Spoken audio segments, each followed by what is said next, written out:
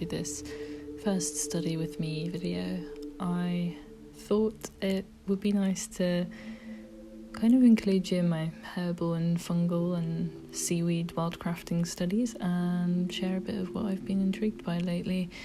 So yeah, I hope you enjoy. But yeah, anyway, like just a little disclaimer, I am not a herbalist or an expert in any way, so please do your own research about how taking any like herbal medicines may affect you. But yeah, I have been thinking of dandelion a lot, and the other day I found like lots of them in a community garden, and it's currently the perfect time to be harvesting their roots just before they flower. So dandelion is fully edible, and I love the taste of this plant. Like, you can add it to salads, you can make dandelion honey with the flowers, you can pickle the buds and all sorts of like other amazing things. But this spring, I really wanted to make something that would last a little longer and is also easy to take.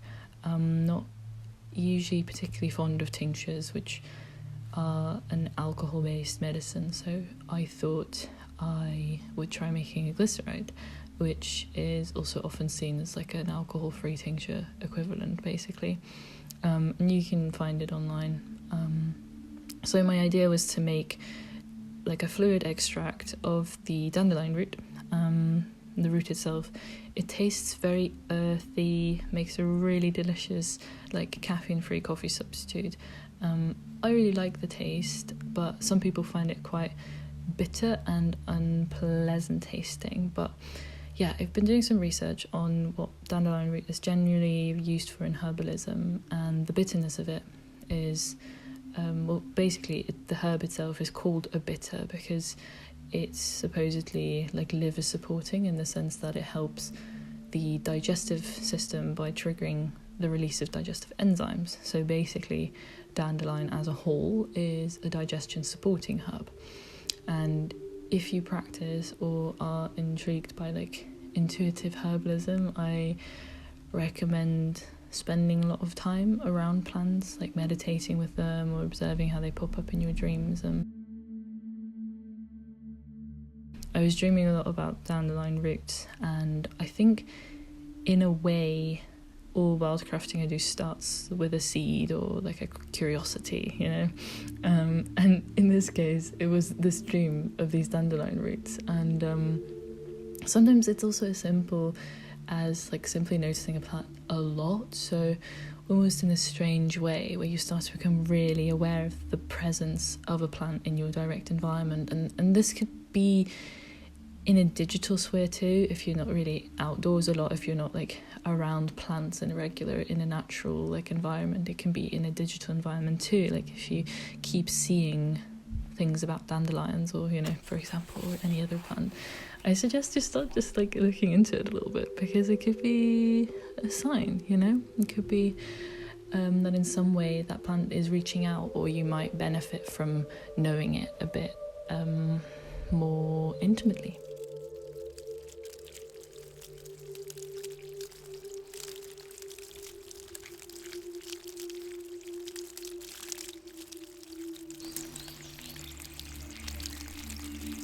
I prepared the roots by washing them really well and then like removing as much of the soil I could.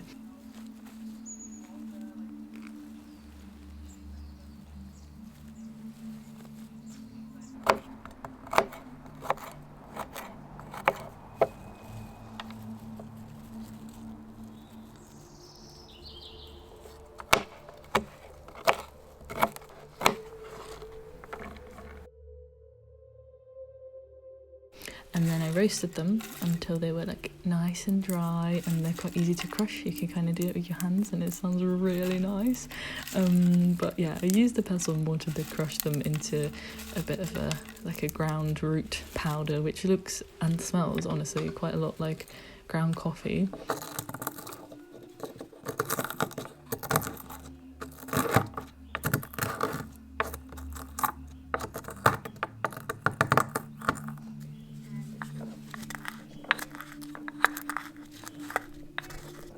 at this stage you can pretty much use it like coffee or tea. To make the glycerite, I first cleaned an empty tincture bottle, and I wanted to make 100 milliliters with like 60% of it being glycerite and the rest of it being water. So I made this really strong dandelion root tea, and then I added that to the glycerite in the bottle. It's like so silly that I put all of this directly into the tincture bottle because it made quite a big mess without a funnel, but in the end it was all good. It tastes really delicious. It is a bit sweet, but it's still like mostly bitter, which is really important because I guess, yeah, it's a bitter.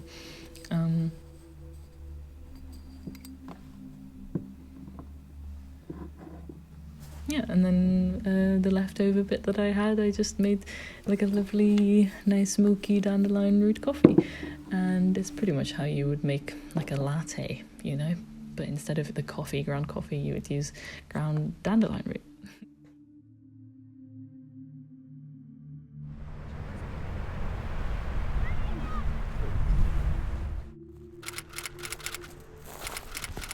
I also recently went to the beach, and the sounds of like the water and the birds and the wind is like, it's so soothing to my nervous system.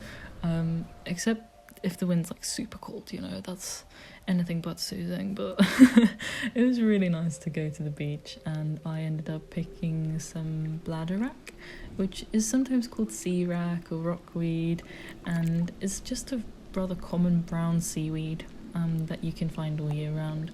And I like don't really know much about seaweeds yet, so I look forward to exploring beach ecologies a lot more this year, because last summer I found myself like dreaming away whilst observing these most intricate lives that are all intertwined in all the little like rock pools. So I'm very keen to start learning a few more seaweed and sea creatures names this year.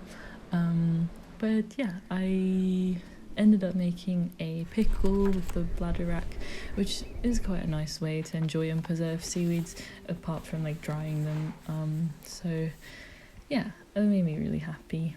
And generally, I've been thinking a lot about this idea of like mental and physical health and how they are so often separated, whilst actually all we feel is intrinsically connected and like happens in the body and not just the brain. So I found this great book called Warp and Weft: Psycho-Emotional Health, Politics and Experiences.